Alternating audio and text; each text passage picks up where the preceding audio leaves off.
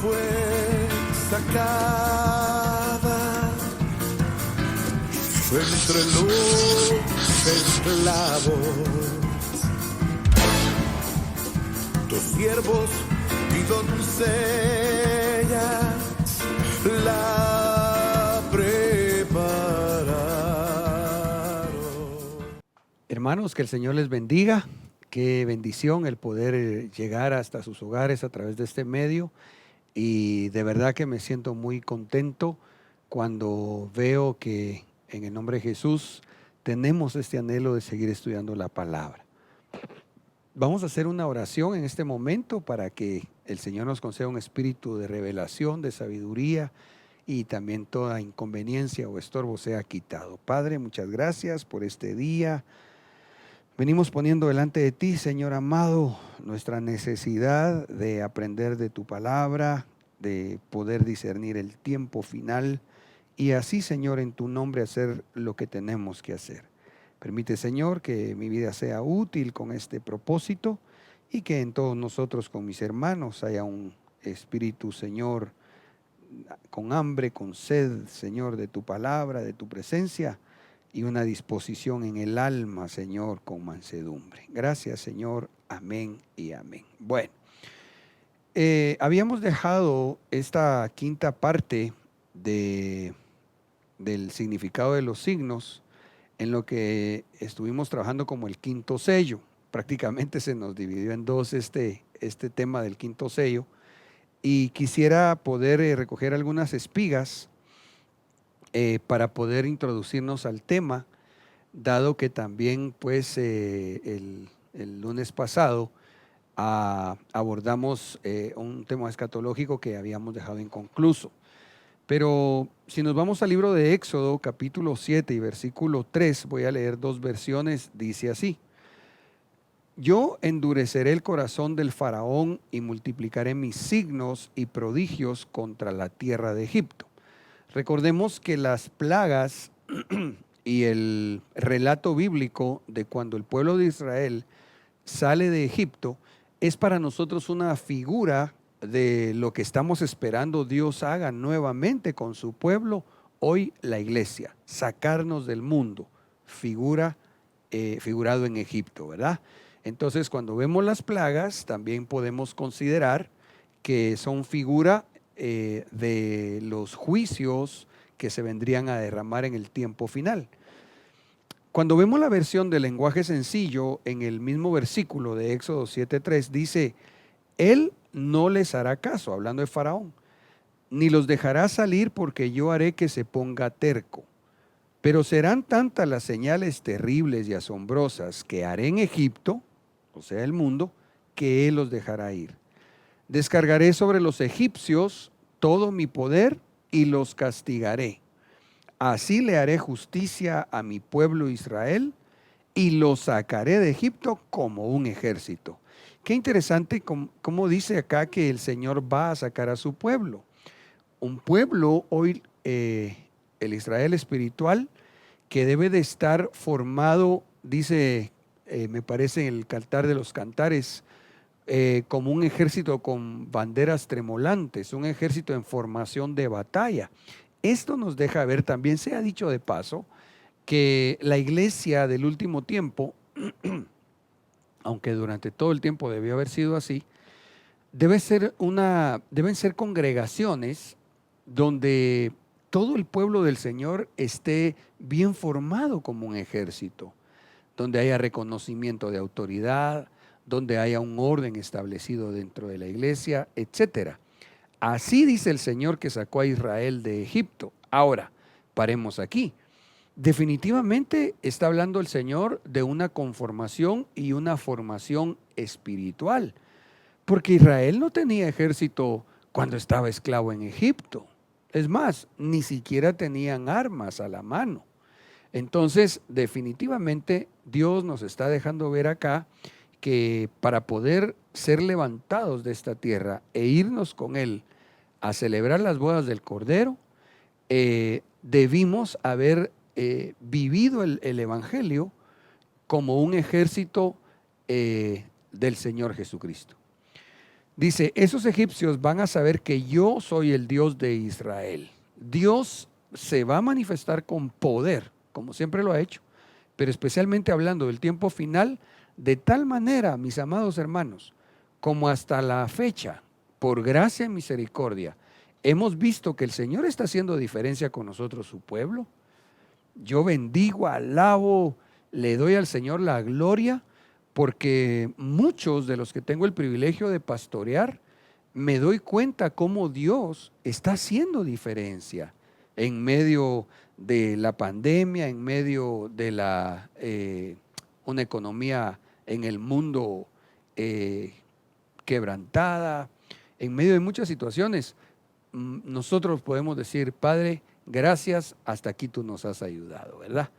Pero entonces, perdón que no me quisiera detener tanto en la introducción, en recordar lo que platicamos hace unos días sobre este tema. Quisiera recordar que esto es para Egipto o los moradores de la tierra. Es decir, los juicios que ya estamos viendo deberían afectar puntualmente a los no cristianos. ¿Con qué propósito? Uno, con que al vivir esas situaciones tan lamentables, ya sea de enfermedad, de escasez, de, digamos, el padecimiento de la violencia, etcétera, entonces esos corazones sean quebrantados. Dios le está dando oportunidad a todo el mundo, que en medio de esa situación, ridículamente, incluso usted oye que hasta los ateos dicen que hay que rezar, ¿verdad? Esto se lo digo porque de verdad hemos visto a veces cómo algunas personas que se dicen a sí mismos ateos, a la hora de la aflicción, de verdad que piden oración. Entonces, contradictorio, ¿verdad? Sin embargo, el punto es que Dios aún a ellos les va a dar oportunidad de arrepentimiento. Pero repito, todo esto que estamos viendo, y especialmente, me parece a mí, lo vamos a ver en el tema, que a partir del séptimo sello y el sonar de la quinta trompeta, ya esos juicios no los debe de ver la iglesia. Claro, hemos explicado que lastimosamente no toda la iglesia se está preparando para el encuentro con el amado, para su venida secreta. Si toda la iglesia se estuviera preparando, estuviera procurando que el Señor le conceda su vestido de bodas, la iglesia no vería ni pretribulación ni gran tribulación. Ahora, regreso entonces a Éxodo. Nos damos cuenta entonces que el Señor dice claramente que ese trato es para Egipto o prácticamente los moradores de la tierra.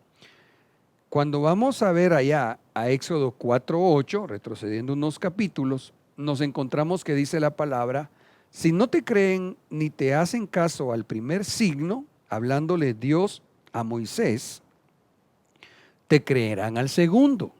Mire qué impresionante. Recuérdese que mucho de lo que hemos estado abordando en estos temas del trazo del escriba es acerca de los signos del Apocalipsis. Entonces, permítame ver esto como una parábola, donde Dios le dice a su siervo: si no te creen ni hacen caso al primer signo, te creerán al segundo. Y si tampoco te creen ni hacen caso a estos dos signos, toma agua del Nilo y derrámala en el suelo seco, y el agua que hayas tomado del río se convertirá en sangre en el suelo seco. Permítame extraer entonces la figura. ¿Qué está diciendo el Señor? Prácticamente nos está dejando ver el Señor que los primeros signos es para que se afirme nuestra fe. Hemos platicado que lo peor que le podría pasar a la cristiandad en medio de esta pandemia no es enfermarse, no es padecer alguna escasez, no, hermano. ¿Sabe qué es lo peor que podría pasarnos a los cristianos? Es que salgamos igual o con menos fe de cuando entramos a la pandemia.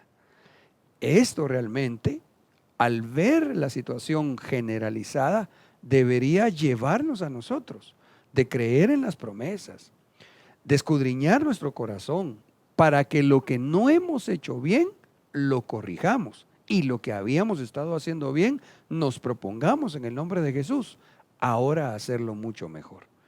Entonces, los primeros signos prácticamente, y si quiere me voy a adelantar un poquitito para ver el enfoque en la pizarra de corcho, donde estamos trazando nuestra línea del tiempo final. Prácticamente los primeros son para que la iglesia o los moradores de Sión o Gosén, recuérdense que esa es otra figura que hemos analizado, nos demos cuenta de la cercanía del fin en el nombre de Jesús. Miremos entonces. Hemos explicado que los sellos, que el pergamino, ¿verdad? Acá nosotros tratamos de simularlo acá en la pizarra de corcho. Se abrió más o menos en los años 1900. Explicamos ya cómo todos los sellos se destaparon y se iba a venir dando el derramamiento de los juicios, que cada uno de los sellos y trompetas, truenos, copas y truenos, se manifestarían al final. Entonces, solo para recordarles que según entendemos, la iglesia se va a ir cuando se esté manifestando, creería yo, el inicio del sexto sello y el sonar de la cuarta trompeta. Ahora, nosotros hemos estado trabajando en el estudio, en la exposición de lo que conlleva los derramamientos de los primeros 4 sellos, es decir, los 4 caballos del Apocalipsis. Esta es la segunda parte y creería yo final, por el momento, del 5.º sello, que tiene mucho que ver con la muerte de los cristianos. Pero lo que yo quiero que usted enfoque, por favor, mi amado, es que así como vemos en Éxodo, en figura lo que leímos, del que los primeros signos, ¿se acuerda que lo acabamos de leer? Era para que el pueblo creyera, así es lo que estamos viviendo. Estos primeros signos de acá para acá es para que nosotros creamos en lo que hemos aprendido, en lo que se nos ha ido enseñando y se nos está enseñando. Y a partir de estos juicios para allá, ya no deberíamos de verlo nosotros, la iglesia de Cristo. Muy bien, regresemos entonces a los textos y nos encontramos entonces, perdón, aquí, vamos a tener que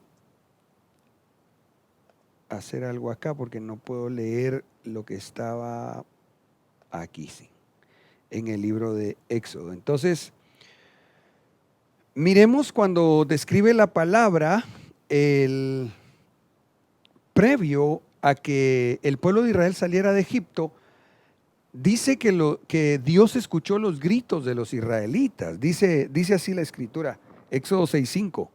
Y ahora que he escuchado los gritos de dolor de los israelitas por el maltrato de los egipcios, por la gente del mundo, me he acordado del compromiso que tengo con mi pueblo. Verso 6. Por tanto, diles a los hijos de Israel, yo soy el Señor y os sacaré de los duros trabajos de Egipto. Os rescataré de vuestra esclavitud, os redimiré con brazo extendido y con grandes juicios. Así que ve y diles a los israelitas que yo, su Dios, los voy a sacar de Egipto.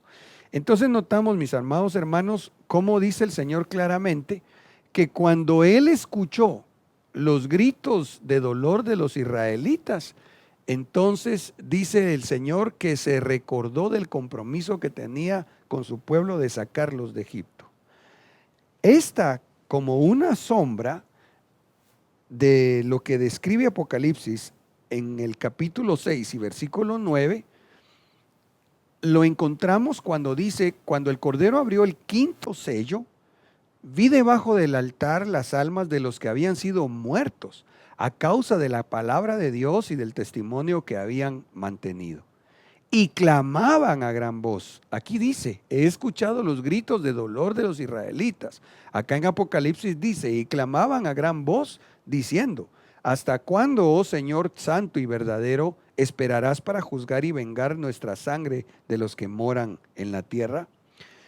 Ahora, si vemos ahí en pantalla, como ya lo habíamos platicado un tanto en la pizarra de corcho, ahora vea usted su pergamino ahí en pantalla. Le voy a trazar nuevamente la línea del tiempo final. Recordemos que todo este conteo entendemos a la luz de la palabra y en base a los acontecimientos a partir del siglo XX, es decir, el año 1900, que fue cuando se abrieron todos los sellos. Y cuando vemos hacia el final de la línea de tiempo trazada, recordará usted que hemos explicado que lo que marca el primer ay es la pretribulación, y esto lo anuncia la quinta trompeta. El segundo ay marca el inicio de la tribulación, lo cual es anunciado por la sexta trompeta. Luego recordará que aprendimos también que el tercer ay marca el inicio de la gran tribulación, es decir, el anuncio de la séptima trompeta. Si consideramos entonces esta analogía, pues obviamente nos hallamos con que antes de la quinta estaría la cuarta, tercera, segunda y primera. Pero entonces la pregunta, ¿verdad?, del millón, que es lo que hemos estado abordando y fue como parte de la base sobre la cual hemos estado edificando, era dónde se ubicaban los sellos con respecto de los juicios de las trompetas. Y nos encontramos entonces que los sellos anunciados según su texto y contexto bíblico, el primer sello lo anunció los juicios, el viviente con rostro de león, caballo blanco cabalgando. El segundo sello lo anunció, ahí estamos, el segundo ser viviente con rostro de becerro y el caballo rojo cabalgando. El tercer ser viviente con rostro de hombre anunciando los juicios del caballo negro. El cuarto ser viviente anunciando el caballo amarillento o verduzco. Y entonces nos hallamos, como vemos en pantalla, que en el quinto sello se iba a dar la muerte de cristianos, que es lo que acabamos de leer. Pero inmediatamente, prácticamente entendemos que cuando suena la cuarta trompeta y se manifiestan los juicios del sexto sello, es donde tendríamos el águila volando. Esa águila de Apocalipsis 8:13 representa a la iglesia de los vivientes, a esa iglesia que nosotros anhelamos ser parte y que primero Dios, en el nombre de Jesús, en muy poquito tiempo, según vemos la gráfica, ya va a ser levantada. Hemos hablado, hermano, bastante de lo que esto representa. Estamos ahora discerniendo el tiempo en base a Apocalipsis 6:9 al 11, donde se da la muerte de los cristianos. Y si esto ya lo estamos viendo, lo que viene a continuación es el rapto, es el levantamiento de la amada del Señor Jesucristo. Aleluya. Ahora, espero ya habernos ubicado en el tema. Me parece que solo llevo como 6 minutitos, gracias a Dios, en la parte introductoria. Porque entonces me gustaría que juntos le demos lectura bueno, vamos a refrescar un poquitito de lo que publica esta organización cristiana llamada Puertas Abiertas. Recordará que hablamos bastante en el segmento anterior. Yo solo quisiera recoger un poquitito de información en esta hora para poder ya ubicarnos en cuanto a otras noticias actuales sobre la persecución de cristianos. Según Puertas Abiertas, la persecución ellos la definen como una toda hostilidad hacia una persona o comunidad motivada por la identificación con la persona de Jesucristo. Los cristianos, dice, son perseguidos en muchas partes del mundo. Sin embargo, como se observa en el mapa más adelante, Asia y África destacan por la cantidad de países que se incluyen en la lista mundial de la persecución.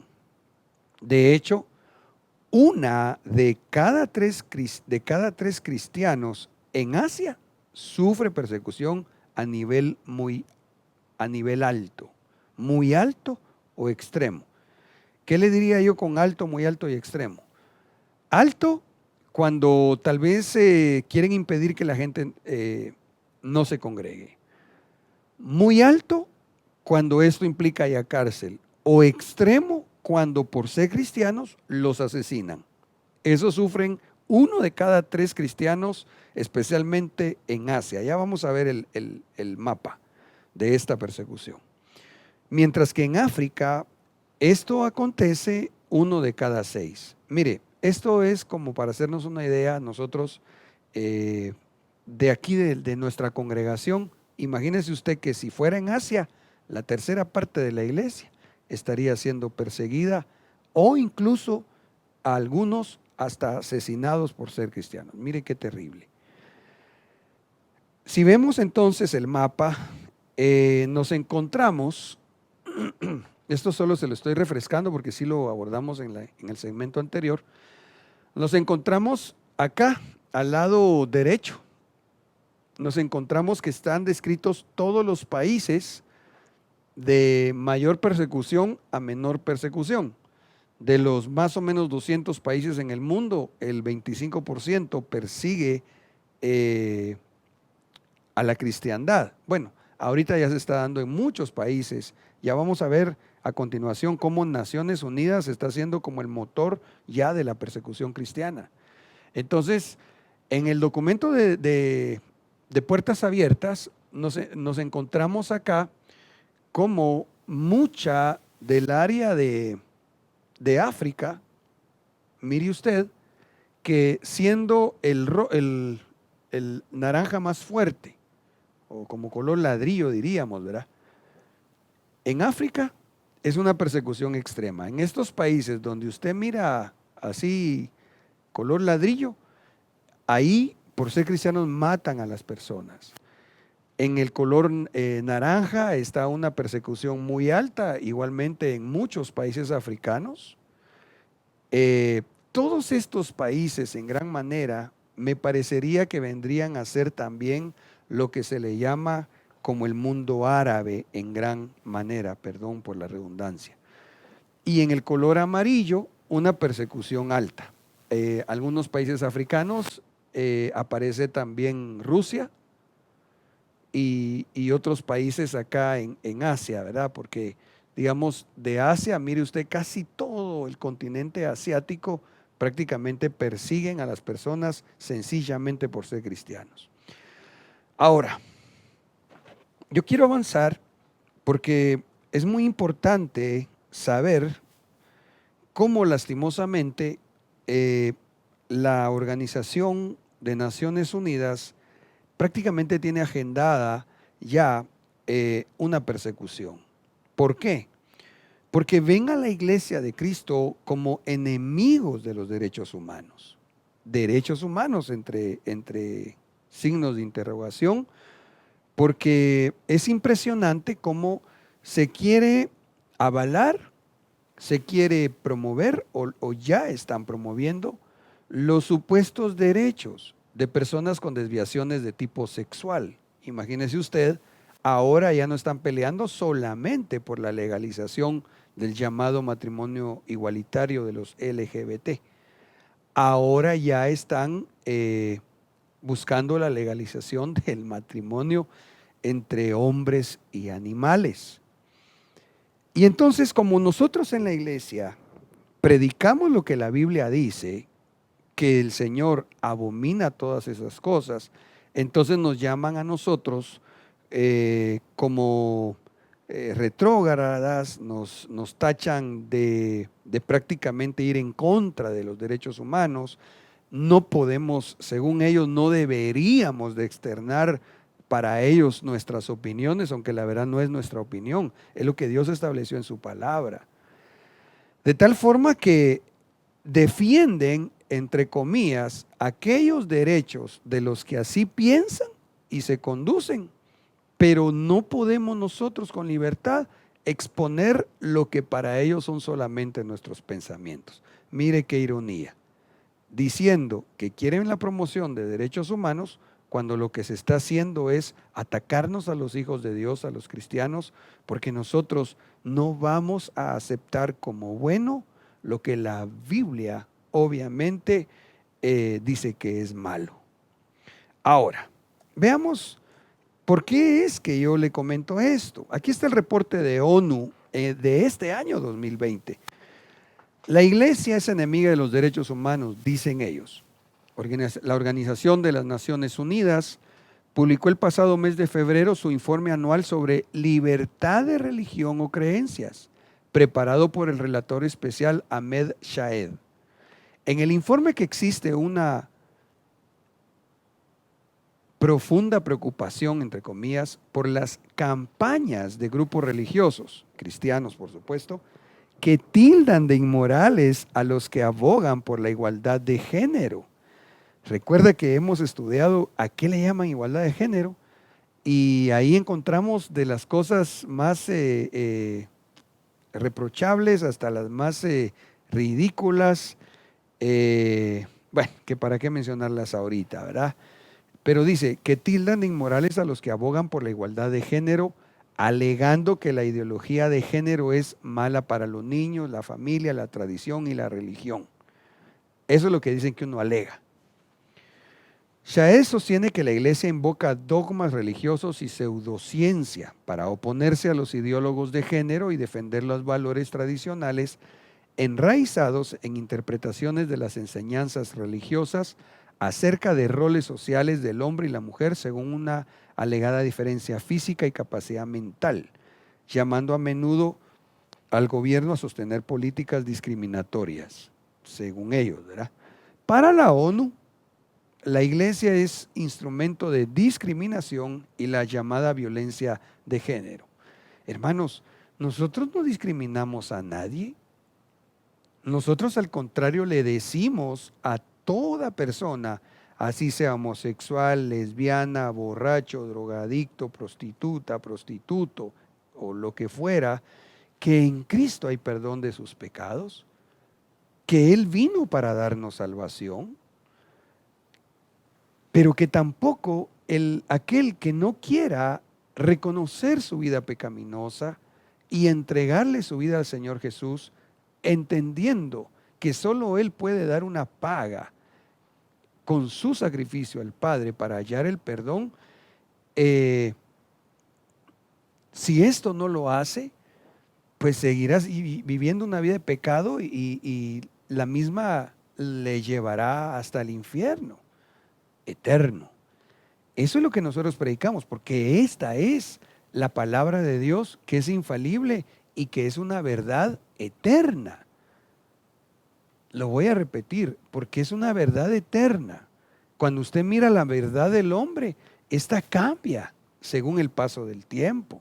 Lo más simple sería ver incluso, probablemente, no lo he constatado, pero probablemente aún dentro de Naciones Unidas, bueno, todavía no existía en los años 60 y 70 como tal, pero usted se va a encontrar allá documentos científicos de gente no cristiana donde claramente exponían que ese tipo de desviaciones sexuales eran enfermedades incluso mentales. Hoy por hoy ya no, pero eso no lo cambiamos nosotros los cristianos, o lo dijimos los cristianos. Eso hasta la ciencia así lo tuvo por muchos años. Nosotros lo que sí hemos predicado desde que la iglesia surgió, porque escrito está en las epístolas y en los evangelios, y desde Génesis hasta Apocalipsis, encontramos que Dios abomina ese tipo de conductas. Ahora, a partir de esto, la ONU establece claros límites a la iglesia y la libertad de conciencia y religión. Por ejemplo, que no se puede invocar la libertad religiosa para hablar contra la ideología de género. Líbrenos, Dios, hermanos, que en Guatemala vayan a aprobar leyes que ya son inicuas, ya es querer legalizar la iniquidad. Esto creo que lo hemos platicado, pero déjeme recordarle. ¿Cuál es el problema cuando en un país legalizan una ley que es de iniquidad, que va en contra de los valores, de los principios cristianos, de lo que Dios dejó establecido? ¿Sabe cuál es el problema? Que entonces, al ser una autoridad de la tierra, quien lo legaliza prácticamente le está dando permiso a que en esa nación entren potestades de las tinieblas con permiso a hacer estragos. Eso es lo que pasa, eso es lo que acontece en el mover espiritual. Entonces, ONU quiere coartar esta libertad que nosotros tenemos de exponer a la luz de la palabra el evangelio, de decir la verdad. Quien lo reciba, pues amén, el evangelio no se impone, se expone. Pero vuelvo a la carga. ¿Por qué nosotros tenemos que quedarnos callados y por qué tenemos que aceptar e incluso ver públicamente cuando se dan ese tipo de desfiles, cuando se dan ese tipo de aberraciones, cuando los niños ya se están, prácticamente ahí sí que les están violando sus derechos? Otra cosa que ONU propone es que no se pueda invocar la objeción de conciencia para no practicar un aborto en hospitales. Es decir, mire cómo dicen ellos, que no se puede invocar la objeción de conciencia para no practicar un aborto en hospitales. La Iglesia de Cristo debe seguir enseñando que eso es un asesinato, a menos que un aborto se dé por causas naturales. Fue Dios quien lo determinó. Pero toda vez hay concepción en el vientre de una mujer, ahí hay vida. Mire, que me dan ganas hasta de mencionar otras cositas. ¿Voy bien el tiempo? ¿Llevo 18 minutos más o menos? ¿No? Oh, por eso híjole, entonces ahora me tengo que apurar. Bueno, pero mire, es tan ridículo. Es como cuando publican algunas feministas, creo que se llaman a sí mismas, ¿verdad? O ahora tal vez ya se cambian el nombre, que tienen derecho sobre su cuerpo y de decidir sobre su cuerpo. Mire, al final eso no es del todo cierto, porque el que decide sobre nosotros de la vida y la muerte es Dios. Va, pero digamos que ellas tuvieran ese derecho. Bueno, es su cuerpo, pero no de la criatura que llevan adentro. Esa ya es otra vida. Entonces no tienen derecho. Si están alegando derechos de cada ser humano, sobre su cuerpo tendrán, pero no de lo que está dentro de su vientre. Sí, pero como es mi cuerpo, bueno, eso lo hubieran pensado antes de quedar embarazadas. Entonces, toda esa ideología es en esta misma se contradice. Otra cosa que se expone en ONU es que la teoría LGBT nos da pautas para reinterpretar las Sagradas Escrituras y se deben rechazar interpretaciones patriarcales de la doctrina religiosa. Mire usted cómo han trastocado, pero de una manera tan terrible, hasta creando versiones. Incluso hay una, imagínese usted, no sé cómo se llama, donde cuando hablan de Dios lo ponen como Dios Padre y Madre. Es decir, le agregaron cosas que en el original no están. ¿Por qué? Porque dicen que la Biblia es patriarcal, cosa que no es así necesariamente. Que no se puedan avanzar normas heterosexuales en nombre de la libertad de religión. Ok, yo voy a avanzar, hermano, porque me desubiqué con esto de la desconexión que tuve que hacer. A ver, aquí solo voy a leer lo que está resaltado en negritas. Dice, sobre esta base es que la ONU reclama que la prédica de la iglesia contra la promiscuidad sexual y a favor de la vida y del matrimonio heterosexual exclusivo no debería estar protegida por la ley por ser discriminatoria.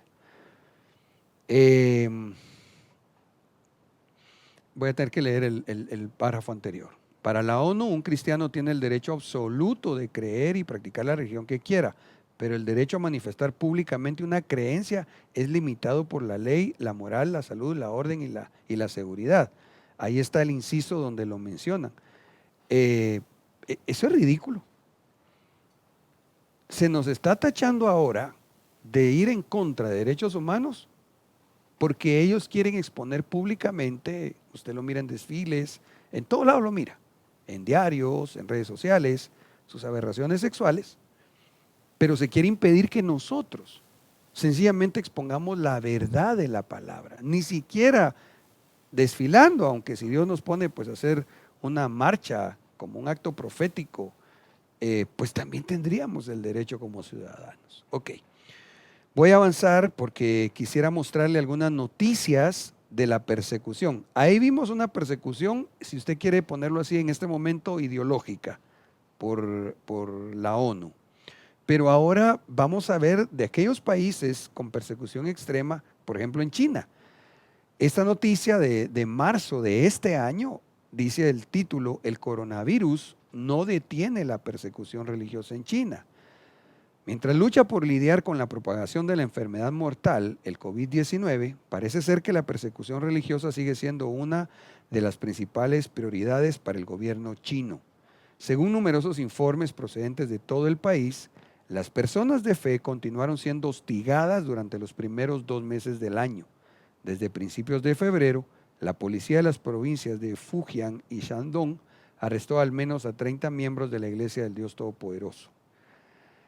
Dice que algunos creyentes, mire qué triste hermano, allá en China fueron arrestados solo por haber orado por las víctimas del coronavirus o por haber compartido fotos y mensajes relacionados con una pandemia. Mire, líbrenos del Señor, pero seguramente usted ha estado al tanto, usted recibe nuestros pequeños mensajes gráficos con un texto bíblico para bendecir su vida, para animarlo, para que su fe sea fortalecida. En China, nuestros hermanos lo han querido hacer, pero por eso que han hecho, los han metido presos. Mire qué terrible. Esta otra noticia dice que más de 40 sitios de reunión de la antigua iglesia local sufrieron represión en la provincia de Jiangxi. Solo le voy a leer esto que especialmente resalté. Algunas iglesias fueron demolidas, mientras que otras fueron cerradas o readaptadas por el gobierno. Mientras estaba la pandemia del coronavirus y el confinamiento por el mismo, hermano, qué triste. Enviaban maquinaria pesada, el gobierno chino, a demoler las iglesias. Incluso recuerdo yo, creo que no tenemos aquí la noticia, que en una iglesia la demolieron con cristianos adentro. Hermanos, esto está pasando. Y no pasó un caso aislado, no. Más de 40 sitios de reunión de la iglesia que ellos ven como cristiana en China, les demolieron sus edificios. Mire qué terrible. Una de las cosas que pasa ahí es que ellos lo que quieren es que la gente sea atea.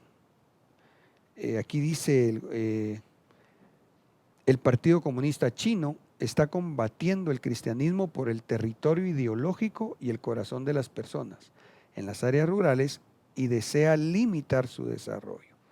Ok, miremos otra noticia. En Corea del Norte, que por cierto es el país más peligroso para los cristianos desde el año 2002. Corea del Norte ocupa el primer lugar en la lista mundial de persecución desde el 2002. Ser cristiano en el país es sinónimo de afrontar una persecución extrema, o sea que ahí, por ser cristianos, los matan. Profesar una fe que es diferente de adorar a los gobernantes del país termina en prisión y muerte. Leo solo lo que resaltamos. Por 3 generaciones, los coreanos se han visto obligados a venerar a la familia Kim. O sea que les imponen a venerar, a adorar a su presidente o a sus presidentes. Los seguidores de Jesús todavía son vistos como traidores, ya que tienen una religión entendida como occidental y estadounidense. Así lo miran los chinitos, bandiditos, ¿verdad, hermano? Porque están matando a nuestros hermanos, los coreanos del norte, a nuestros hermanos en Cristo. Permítame avanzar, hermano. Leo acá lo que resaltamos. Dice, y si se descubre a una persona involucrada en actividades cristianas, él o ella puede enfrentar discriminación, encarcelamiento, detención en campos de trabajos forzados, desaparición, tortura o ejecución pública.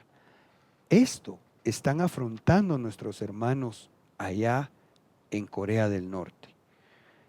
En el mapa que vimos nos dimos cuenta cuántos, el 25% de los total de países del mundo, más o menos 50 países, persiguen a nuestros hermanos.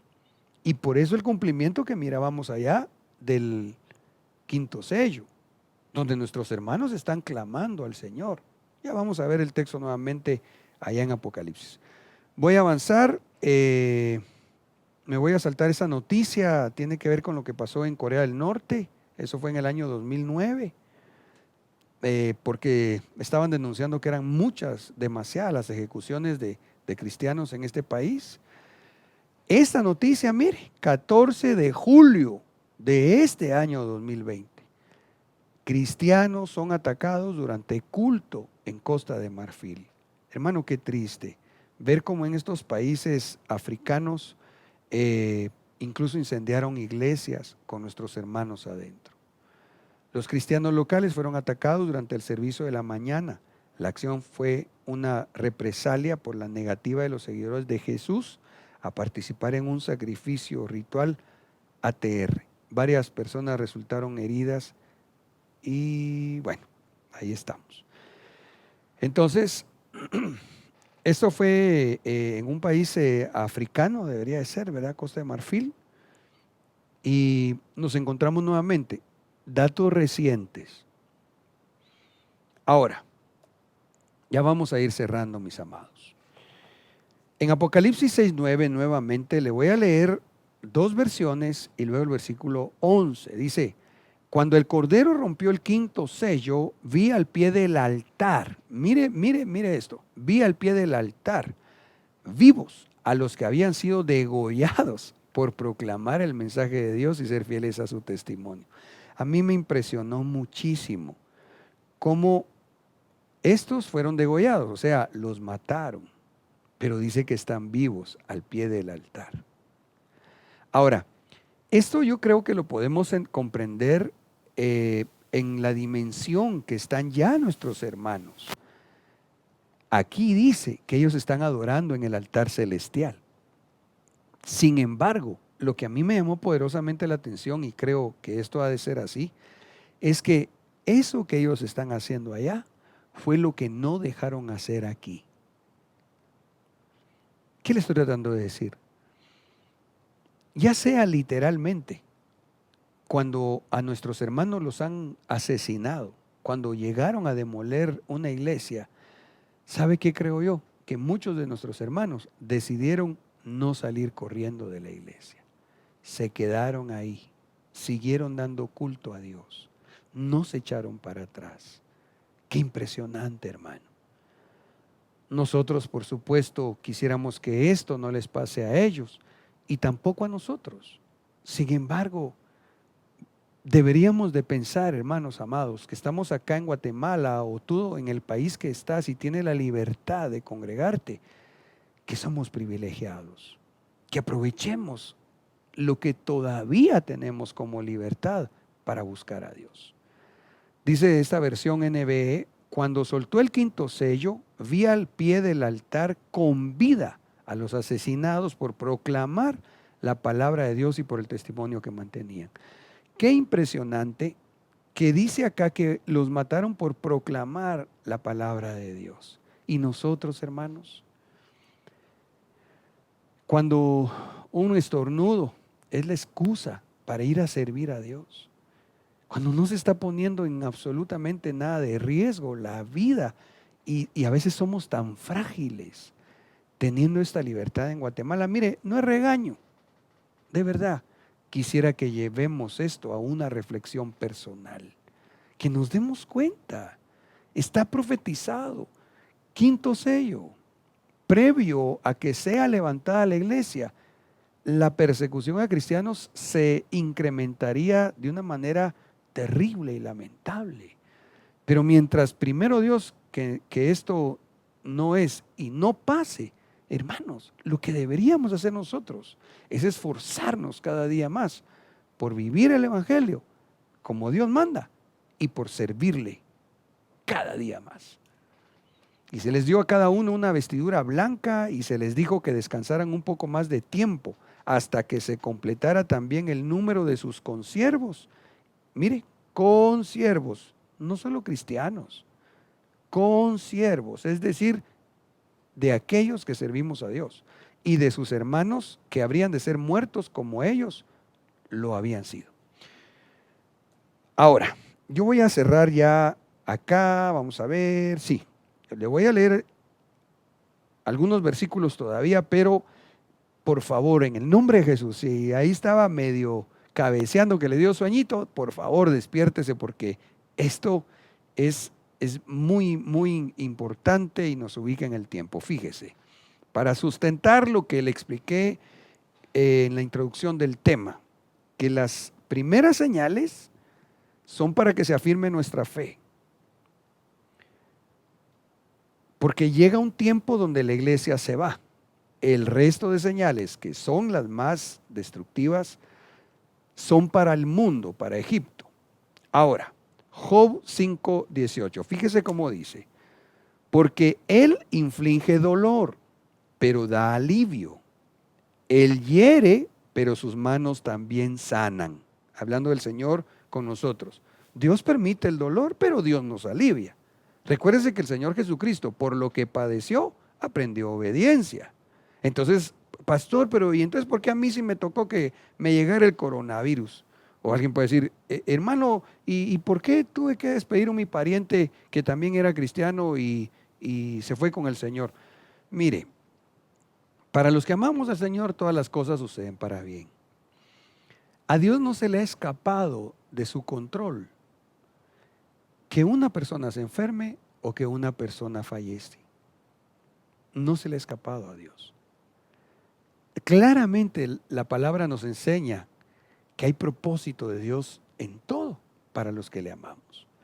Y aquí dice que Él inflige dolor, pero da alivio, que Él hiere, pero sus manos también sanan. Pero oiga como dice después, de 6 aflicciones te rescatará, y la séptima no te causará ningún daño. Entonces, tal vez me voy a apoyar acá, y fíjese pues, voy a poner acá esto. De 6 aflicciones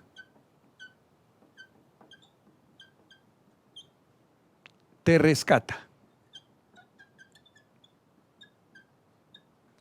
La séptima no te daña. Muy bien. Esto dice esta versión. Miremos otra. Voy a leerlo aquí. NBI. De 6 aflicciones te rescatará. Esta es la que ya vimos. Y la séptima no te causará ningún daño. La BIN. Él te librará de 6 problemas. Aquí le llama problemas. Te librará de 6 problemas. En 7 ningún mal te alcanza. No te alcanza. Es decir, aquí vemos que sí nos podemos ver metidos en problemas, 6 problemas, pero el séptimo no nos alcanza.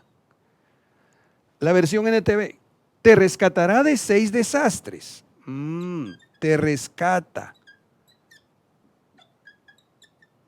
Voy a ponerle aquí entre paréntesis, te rescata. Si dice que te rescata, es porque los afrontaste. Aún en el séptimo te guarda de mal, pero en el séptimo te guarda. Yo como lo veo, es que 6 Desastres los vemos, pero el séptimo nos guarda, ya no lo vemos. La versión RBC, cuando te vengan 6 desgracias,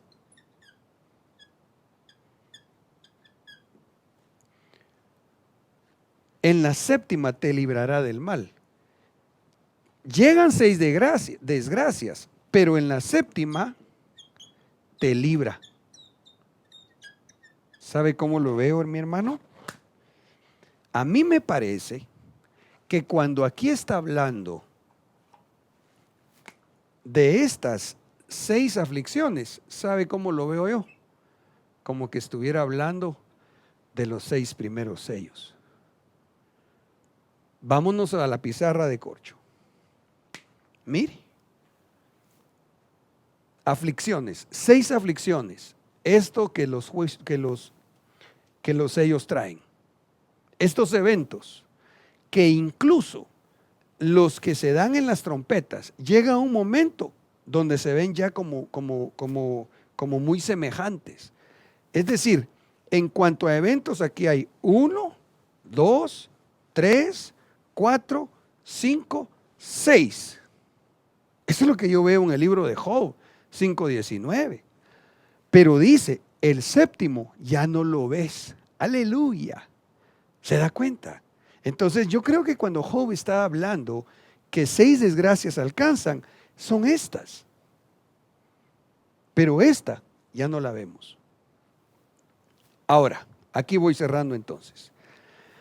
Dice Job 5:20, en el hambre te salvará de la muerte y en la guerra del poder de la espada.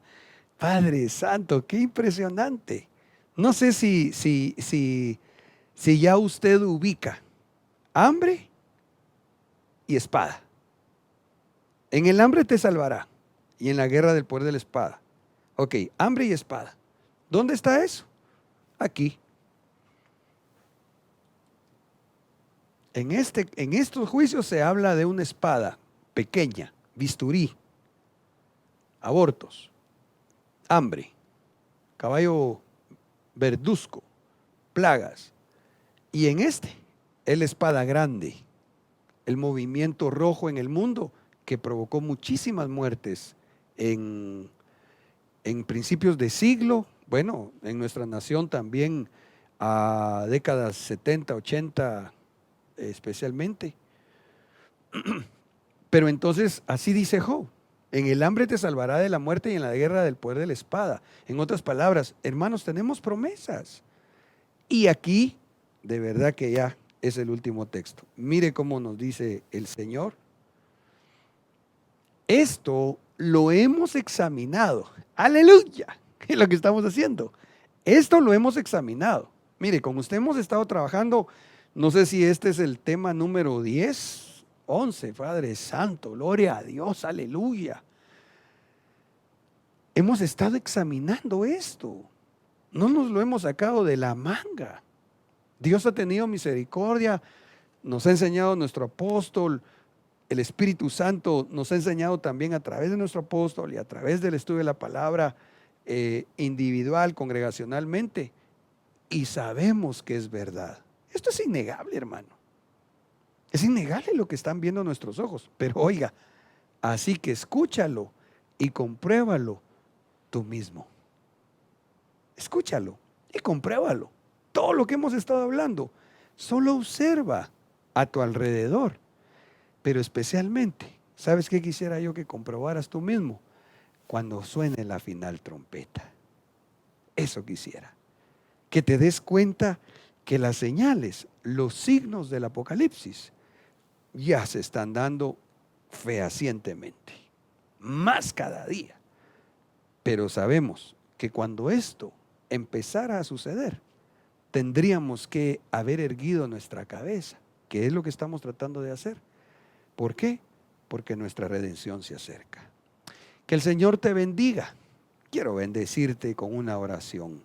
Señor, muchas gracias por este tiempo que nos has permitido nuevamente, juntamente con mis hermanos, aprender de tu palabra. En el nombre de Jesús, Señor, yo los bendigo.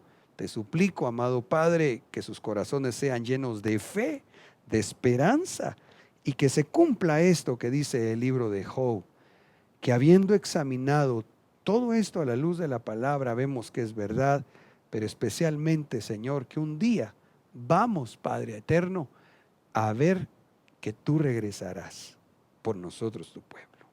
Gracias, Señor. Amén. Bendiciones, hermanos. Tu novia fue sacada entre los esclavos, tus siervos y doncellas, la